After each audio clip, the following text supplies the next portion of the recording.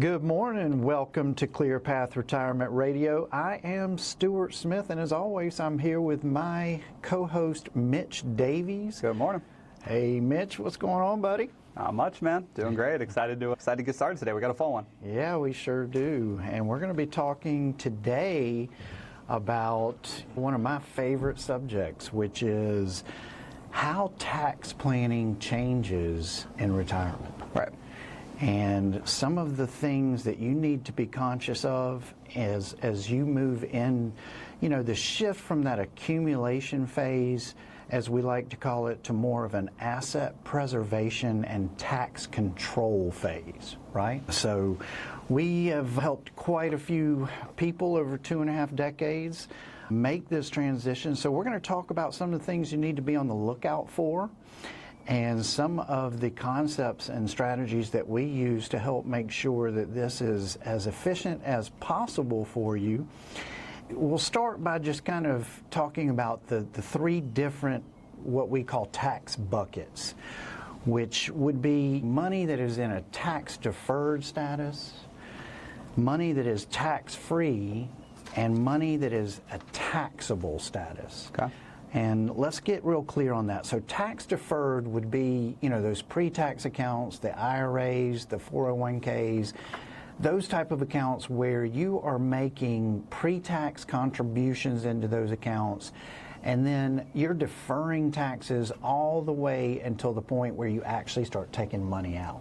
That's right. And then you pay tax, regular income tax on that based on whatever tax bracket you're in at the time. That's right. And for a lot of people, we find that you're working your whole career, and we find that that's a significant asset for a lot of people in this country, is that, 401k, we're converting it over to IRA, and then we need to figure out what to do with that. What's the optimum way to handle that? So that's certainly the first bucket. Yeah, and then the second one would be what we call that tax-free bucket, the magical tax-free bucket. With that bucket, that's what we call Roth money, typically, right? Money that we just, once we get it into that type of account, we never have to pay taxes on it again, and that is a beautiful thing. And this bucket, contrary to the first one, is the hardest one to get, right? It's the hardest one to get assets into. You've got that Roth IRA or a Roth 401k that you can access before retirement, but there's limits to it. In the Roth IRA, you can only $7,000 you can contribute into that, and $8,000 if you're above 50. But they really restrict that bucket. So we love when we see that bucket. That's the best one. And there's also income limits on when you can actually make contributions. That's right, to that bucket. It is more difficult, but it is one of the few very beautiful tax benefit type accounts that we have available to us. So if you're not taking advantage of that, then we probably need to talk. And then finally, we've got that the money that we've already paid taxes on the principal. We've already paid taxes on the money that we invested into the account. But we still have to pay taxes on the growth as we grow those accounts. That's right. And those are taxable in each year, right, Mitch? That's right. And there's a lot of, I'm glad you brought that up. I'm excited to talk about this today. There's a lot of misconceptions, mistakes that are really easy to make with this type of account. When you've got stocks that are growing and you're not selling them necessarily, but you're still having dividends paid out and interest. And a lot of people get confused on, wait, I didn't sell anything, but I'm still getting this 1099 DIV. It's tax time right now. I'm sure you guys are dealing with this. So I'm glad we're talking about this today. I was trying to explain this to a client yesterday, was the difference between what we would call realized gains and unrealized gains. Okay.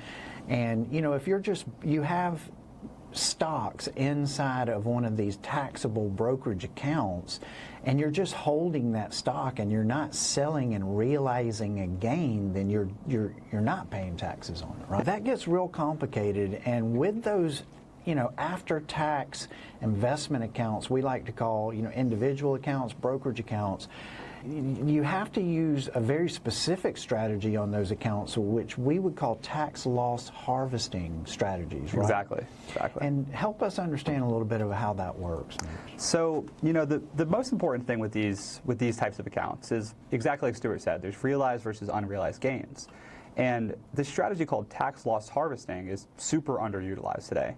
Essentially what we're doing is every year you can net the difference between gains and losses. So if you have, what often happens is you have a lot of positions that you really like that have done well in an account, and you'll have 2 or 3 that you don't like that have done extremely poorly. what we can do is start to sell off some of these positions that have done extremely well. Say we feel like we're not capped, but say we feel like we've caught the majority of the move we want to catch. We can go ahead and start to shift out of those into some other positions and simultaneously sell the losers that we're done with. And if we do it in the same tax year, we can end up netting a zero taxable event, which can be super advantageous for managing tax liability in these accounts. Yeah, and that is a really good strategy to use, and we have a team that absolutely does that for all of our clients, and making sure that if it is possible inside these types of accounts that you are netting zero taxes and zero capital gains at the end of the year. And that can be extremely helpful in retirement as you look at all these different variables that are moving around and all the different thresholds and different things that can happen to you tax-wise.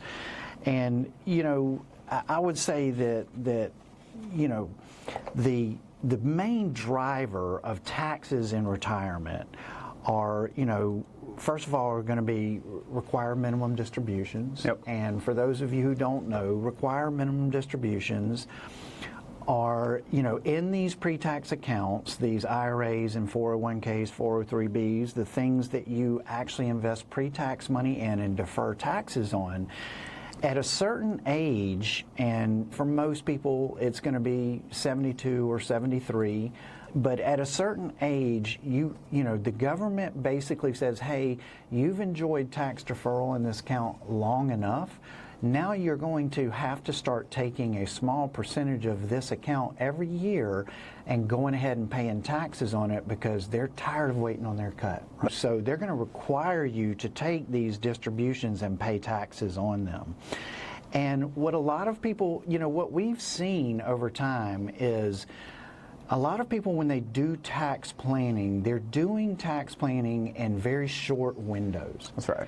And what we like to look at it in very long time horizons. We like to look at the tax picture for 15, 20, 25 years to where we're calculating like, okay, so some of these things that people deal with, and we're going to get it deeper into it, like IRMAA, which is, your Part B premium for Medicare is income-based, and so if you make too much money, they're going to charge you a higher premium on your Part B premium for Medicare and your Part D for that matter.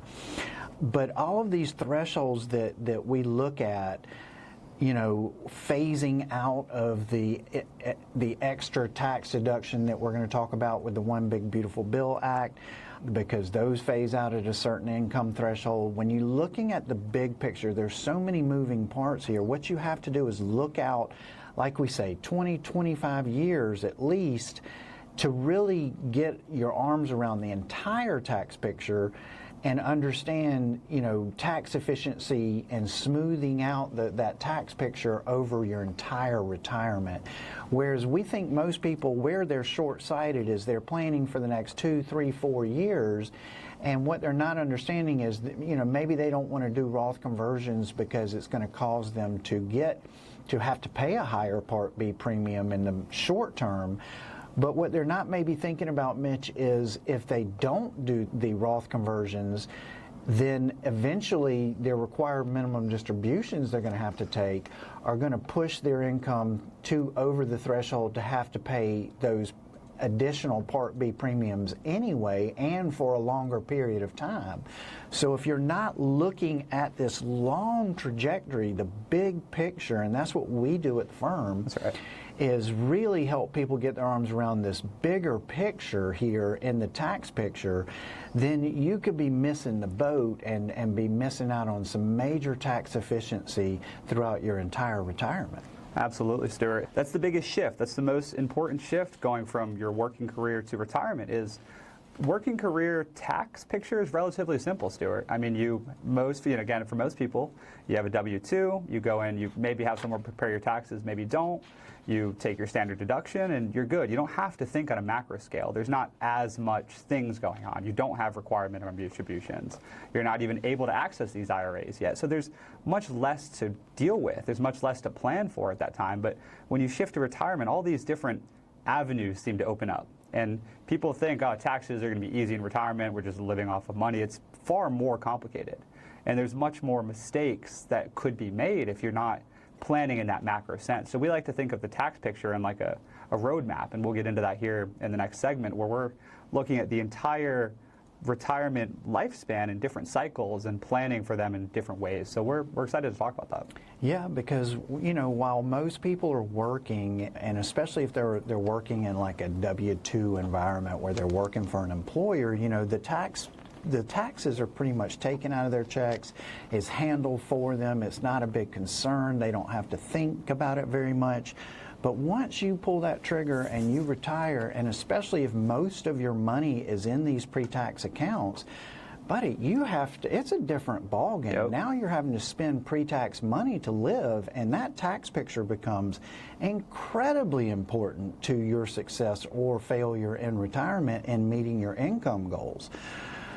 So we're going to wrap up this first segment here. When we come back, we're going to dive much deeper into some of the tax strategies and concepts we use to help our clients.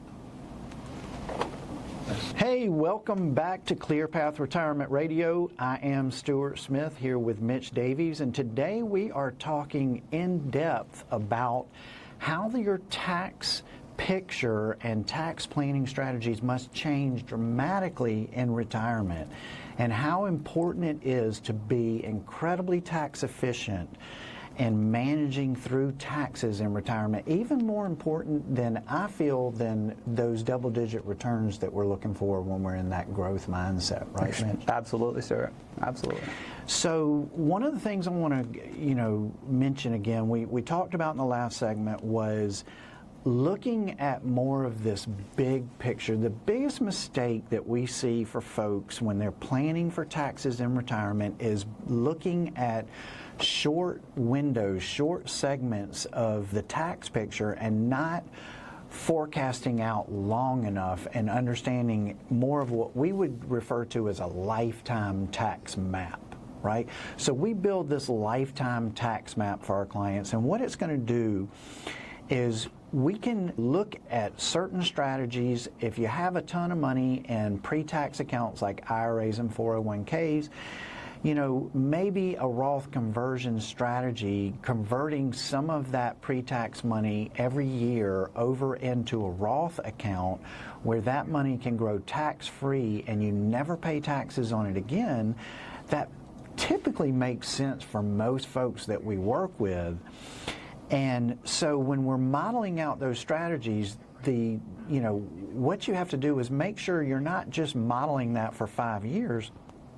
We have to model that out for 25, 30 years of retirement, and to really get our arms around what are the benefits here and how advantageous is this for our clients.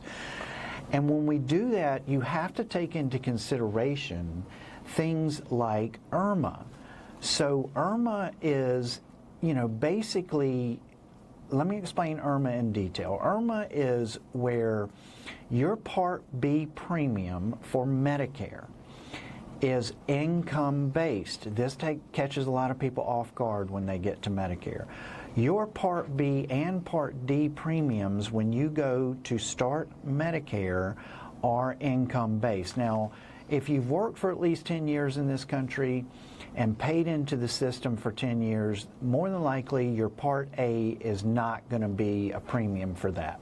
But there is a premium for Part B, and it's income-based. And that income determines what that Part B premium will be. And there's different income thresholds that will push you into paying a higher income on your Part B Medicare premium.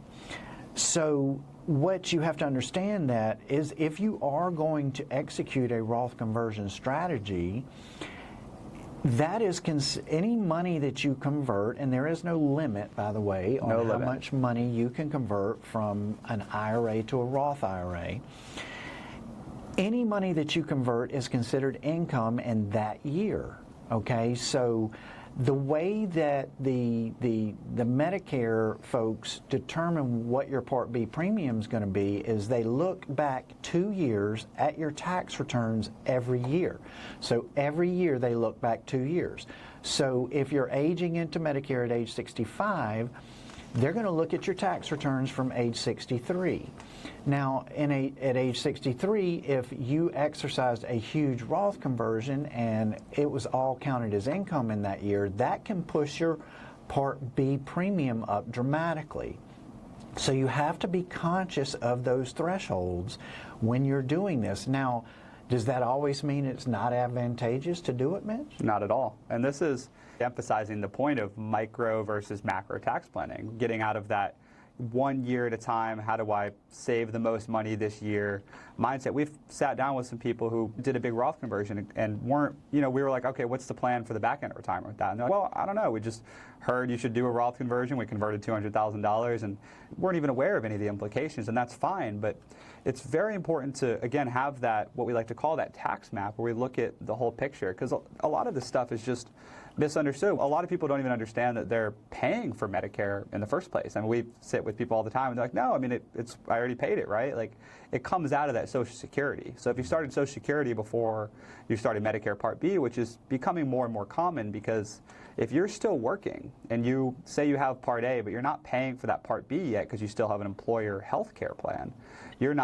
you might have started Social Security before you got off your employer plan. So when you go to do that, they're just deducting that Part B premium from your Social Security check, and you don't even know. So we've literally sat with people, and they don't know what tier of that IRMAA they're in. So it's, again, and that's fine. You only know what you know, but it's very important to sit down with a team that's really mapping through all the phases of your retirement journey, and especially in this regard. Yeah, absolutely. And a lot of people get upset when they pay IRMAA, but what we are able to show them is, even though you might be paying IRMAA for a few years because of some big Roth conversions you did right before retirement or right after you retired, then, what does that look like on the back end of retirement? Because Exactly. if your required minimum distributions were going to push you into an IRMAA situation later on, as those RMDs, they grow every year, how much money you have to take. So if they were going to push you into a situation where you were going to pay IRMAA anyway, but you were going to pay it for longer without having done the conversions that you did, then maybe even paying those IRMAA charges for a couple years still makes more sense than not doing those Roth conversions. So, it's looking at that big picture. Now, the other thing that we want to talk about here is the tax changes that came through on the One Big Beautiful Bill Act. And a lot of people get confused about this. So, Mitch, they did away with taxes on Social Security, right? I thought that's what the ads were saying. It's gone, right? Right? It kills me every time I see that ad. I can't believe that ad. Here's what really happened. Let's get clear on this. So what really happened when they passed that bill was they added, for everyone over the age of 65 in this country, they added an additional $6,000 standard deduction on top of the already higher standard deduction that seniors get in this country per person. That's right. So for a married couple, just to kind of rough numbers here, for a married couple in this country, the standard deduction was sitting at, I think it was about $31,000. Yeah. Right there. So, and then with the extra little bonus, I think it's about $3,600 that a couple would get for being over 65 for the senior bonus that Right. they talk about. So now you're at, what, 34? 34. And then on top of that, if you get another $12,000, and when you go to do your taxes this year, if you haven't already done them, then you're going to be pleasantly surprised at that. You'll get another $12,000 on top of that. So, I mean, we're talking about in excess of about a $45,000 or so standard deduction. Yeah, that's going to help reduce the taxes that you end up paying on your Social Security. And for some folks, it may push them to paying none. For some, it may push them from paying taxes on 85% of their Social Security down to 50%, and so on and so forth. So, you know, it was definitely a wonderful thing. Yep. and definitely helped. But also, you know, and just so you understand, those standard deduction increases phase out for a single person at $75,000 a year, and for a married couple at $150,000 a year. So you also have to be conscious of that. So if you're going to do these Roth conversions, and again, Roth conversion strategies are awesome, and we've helped a lot of people save money on taxes that way. Be conscious. You don't want to phase yourself out of those extra standard deductions when you do it. That's right. And so you've got to be conscious of certain thresholds. You need to be conscious, just to recap here, of what we call the IRMAA threshold, which for a married couple, I believe, is about $212,000 a year. Before you get into that next higher premium, the next higher premium threshold for your Part B Medicare premium. And then also, if you're a married couple over 65, you probably want to stay below that 150 to get that extra $12,000 standard deduction.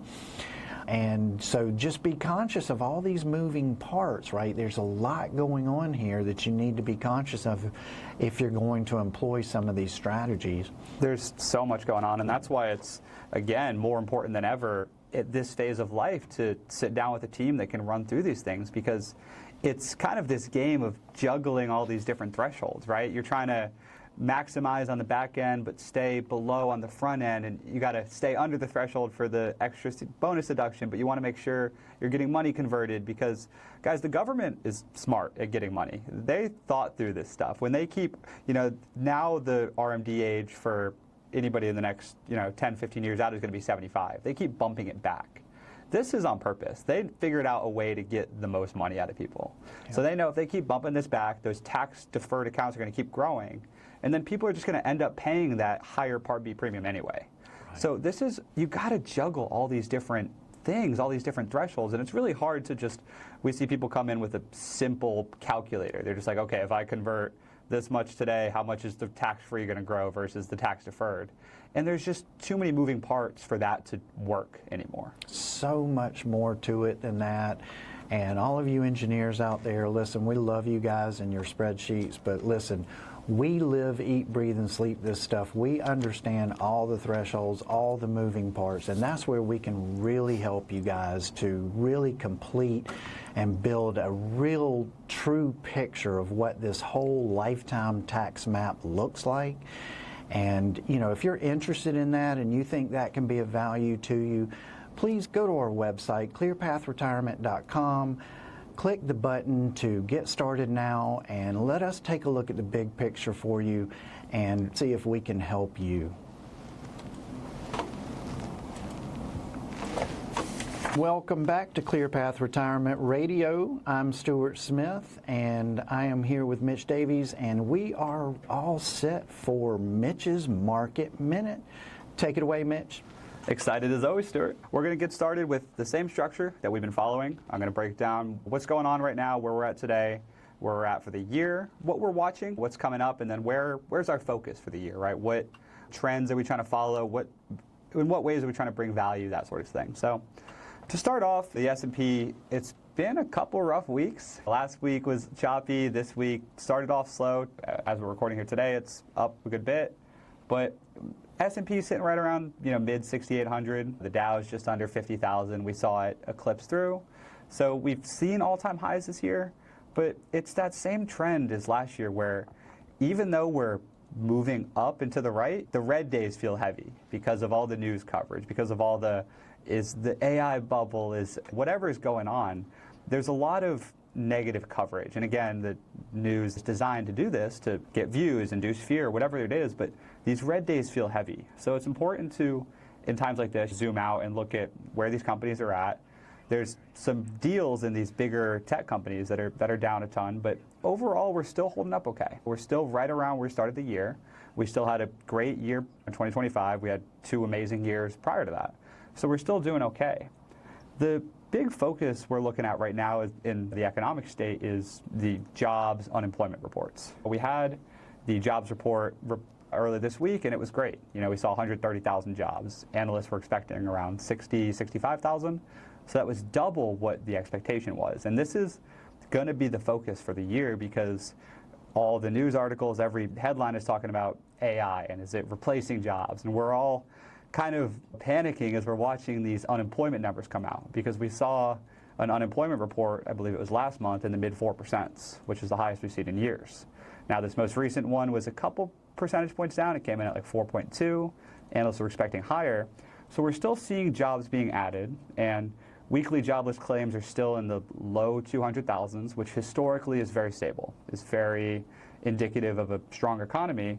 And so we're going to be watching that carefully. We're going to watch that going forward. The other thing we're watching is when we see these strong job reports, what happens is the Fed can kind of take a pause on rate cuts. The market's expecting 2 to 3 rate cuts this year, depending on where you look. And it's almost counting on it, you could say. We need these mortgage rates to come down. We need the current office is pushing for that. So we want to watch, there's kind of a balance there between strong labor market and a rate cut. So we're trying to watch that. The main thing we're watching in the market, last week we talked about the sector rotation, coming out of some of these big tech companies and into consumer staples and that kind of thing. The main focus now seems, with these tech companies, seems to just be that the only positive catalyst they have are just spending money.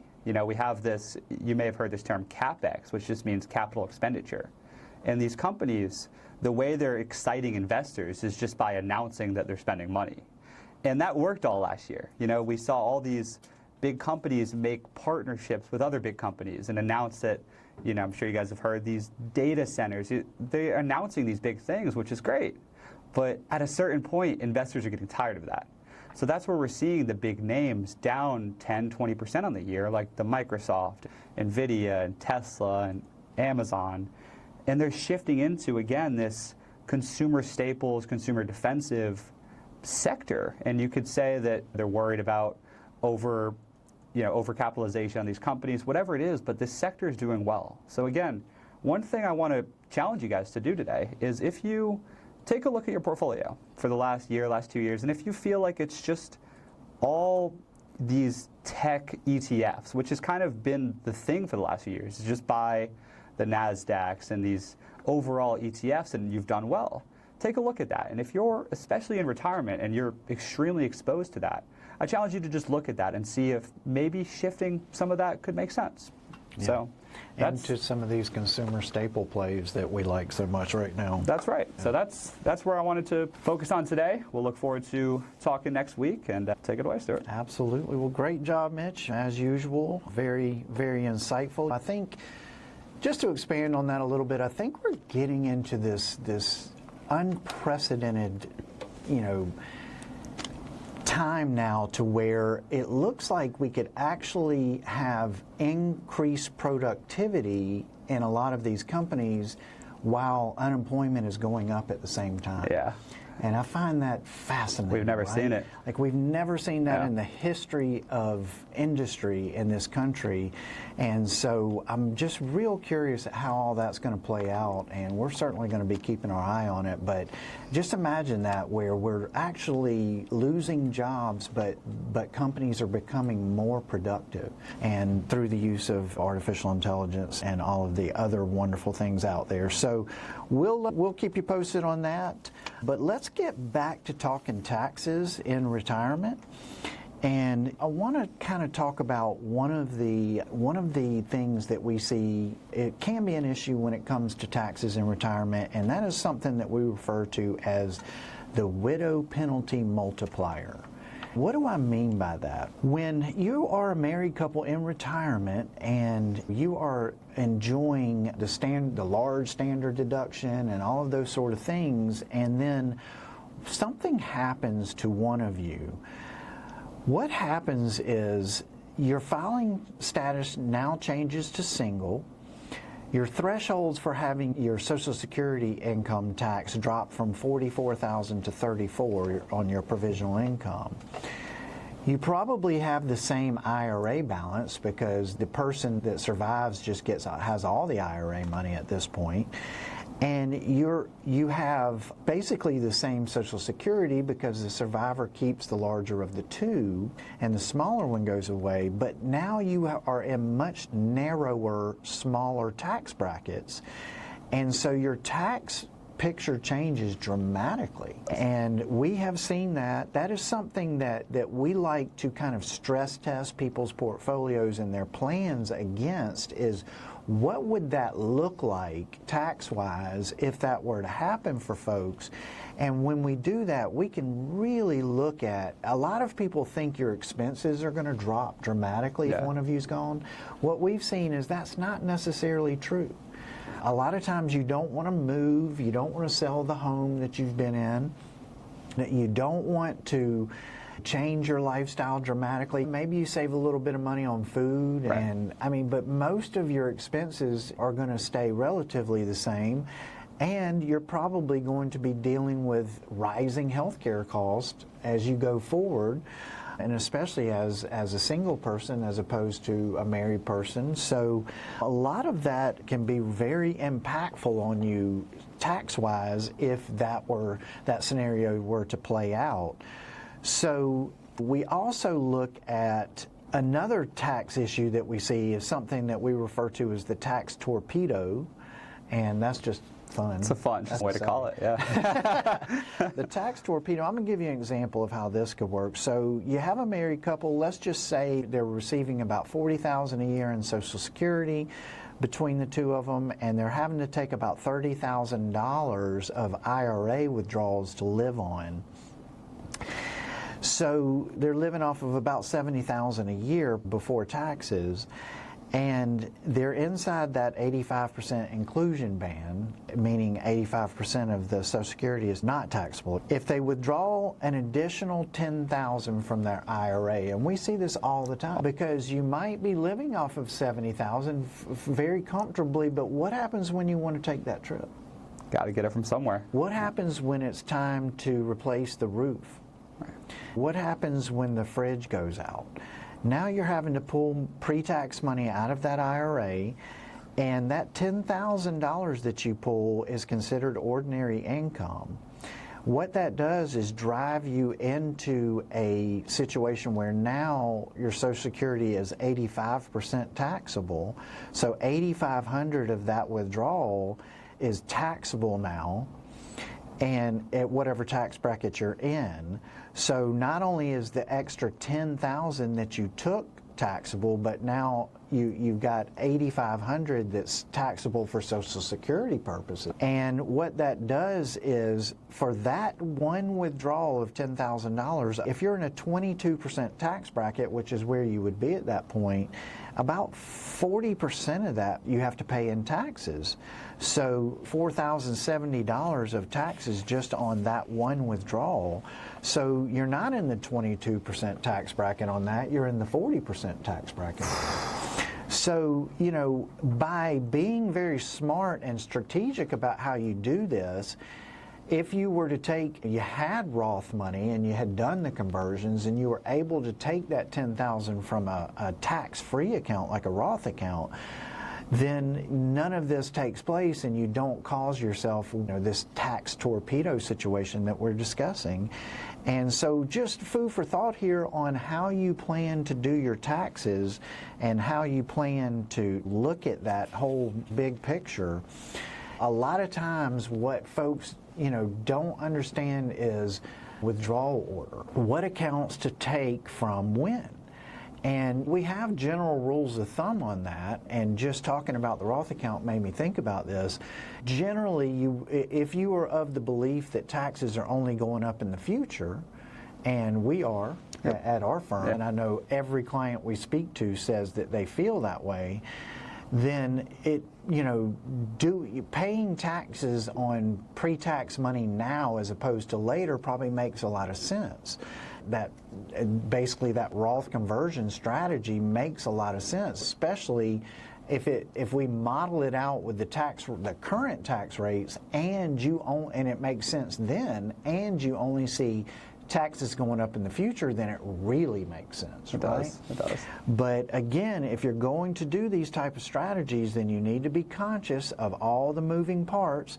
Like we said in earlier segments, you've got to be conscious of the IRMAA, the higher Part B premium. You've got to be conscious of the extra standard deduction phase out on the One Big Beautiful Bill Act that seniors get over age 65. Be conscious of all these things, and there's more too. We're going to get into some more. There's a lot. But be very conscious of these things and managing survivor exposure, right? Like we just talked about, the Widow Penalty Multiplier and how that works. So if these concepts, if you want more information and you want to sit and talk with our team, visit clearpathretirement.com and hit that Get Started button. Welcome back to the show. This is Clear Path Retirement Radio. I'm your host, Stewart Smith, here with Mitch Davies, and today we're talking about the changing landscape of taxes and how they change in retirement, especially with a major focus on some of the obstacles and some of the tax traps that we see people fall into quite often. And one of the strategies that I wanted to talk about today was how, qualified charitable donations, QCDs we call them, and they can be a real help if you are charitably inclined. And we're in the South, and most people here are very charitably inclined, and, they tithe to their churches and that sort of thing. Once you reach age 70 and a half, and even if you're not required to take require minimum distributions yet, but at least you're age 70 and a half, yep. This needs to be on your radar, okay? If you are giving money to, let's just use the church for an example because it's very common. If you are tithing money to the church, then what you want to do is change how you do that tithe. And what I mean is, normally the way you do it now is you just give them after-tax money and then you get a charitable contribution deduction for that.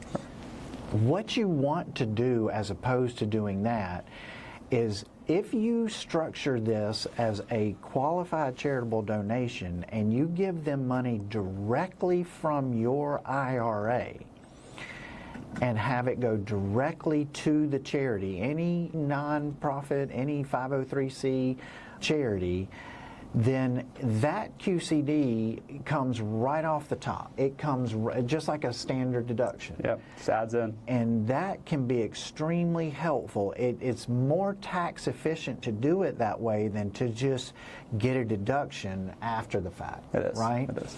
So a lot of people aren't aware of qualified charitable donations and how they can impact.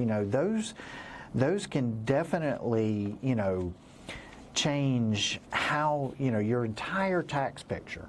It reduces your adjusted gross income for the year and can push you below certain thresholds for taxability on Social Security, for IRMAA, which we've talked about as far as having to pay the higher Part B premium for Medicare, and even the phase out of the extra standard deduction you get with the One Big Beautiful Bill Act. All of that can help to get under those thresholds by doing that qualified charitable distribution as opposed to doing it the old-fashioned way that you've been used to doing it. So if that is not something that you're familiar with and you want some help with that, we can even set that up where those are made on a monthly basis. That's right. Now we can't do them. I don't think we can do them every week like you do when you put money in the collection hole. But I don't think the church has a problem with it as long as they're getting the tithe, and a lot of people just do it once a year. Yep. And again, it depends on your church and how their cash flow situation is. Right. But as long as they're getting the tithe, I think they'll be extremely happy about it. But if you have not considered QCDs as part of your tax control plan, then give us a call, 864-775-5033, and let us know, you need some help with that, and we'll help you get that figured out and get that set up correctly for going forward, so you do that the most tax efficient way you possibly can.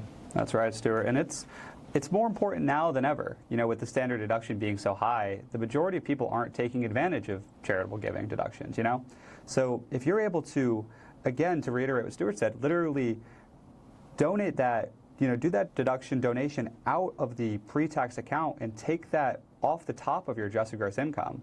Reducing adjusted gross income is always going to benefit you more because you're still able to take the standard deduction and do that simultaneously, which with the current tax code, you're not able to do the charitable deduction and take the standard deduction at the same time. You got one or the other. They repealed that a couple years ago. So it's more important now than ever to make sure you can do those QCDs. And to touch on something that we had spoke about prior, it's these kind of things, running through these different scenarios. We mentioned stress tests earlier.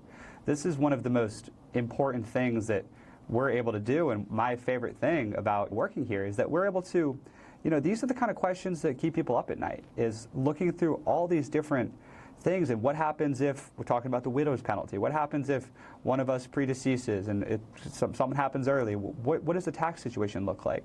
What are the most efficient ways we can do this? These are the kind of things. So if you just have your portfolio and have investment assumptions, and you're just, okay, we just need to make sure to try to get 8% a year on our portfolio, but you haven't stress tested. Another thing we can do is stress test, what if we have 3 to 5 really bad years right now, right? What if these next 3 to 5 years are really bad?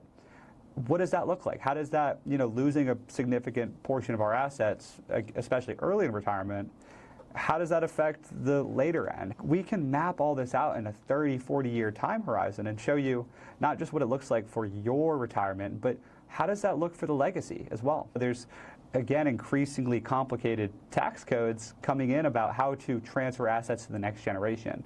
And it's more important now than ever to start preparing earlier. You used to be able to just get there, pass IRA money to the next generation and keep moving, but there's more and more things that are popping up that make that harder to do. So it's more important than ever now to stress test all these different things. Again, if you've never had anything like that done and you've got these questions that pop into your head, give us a call, 864-775-5033. We'd be happy to run you through these different scenarios, but I think it's extremely important to do that in today's world.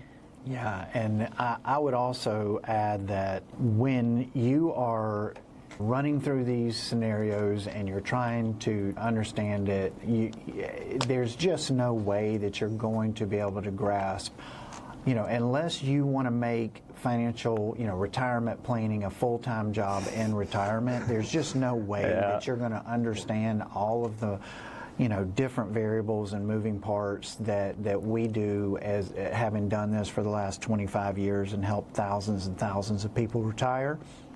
And I want to mention that we are a local Greenville firm here, and we are based right out of Greenville, South Carolina.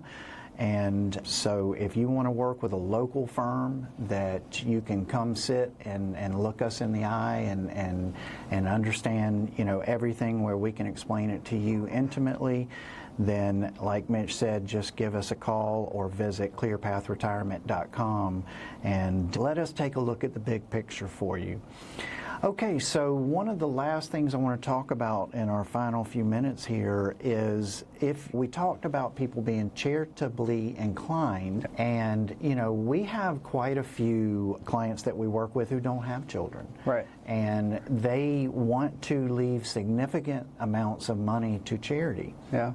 And what we have learned, and the strategies that we have employed, is we have learned that using something called a donor advised fund to do that is the most tax efficient way to do that.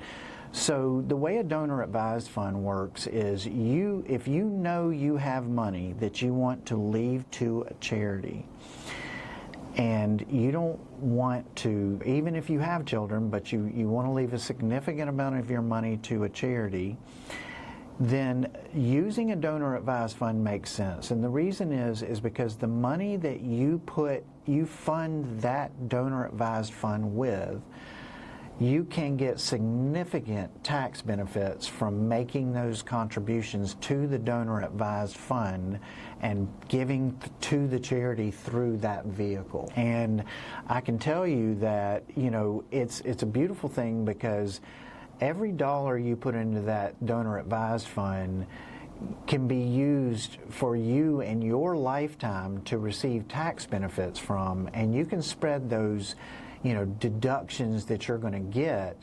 And that gets a little complicated, but we can get into depth on that. But you can spread the deduction, the tax deductions, the benefits that you get for doing it with a donor advised fund over 5 years.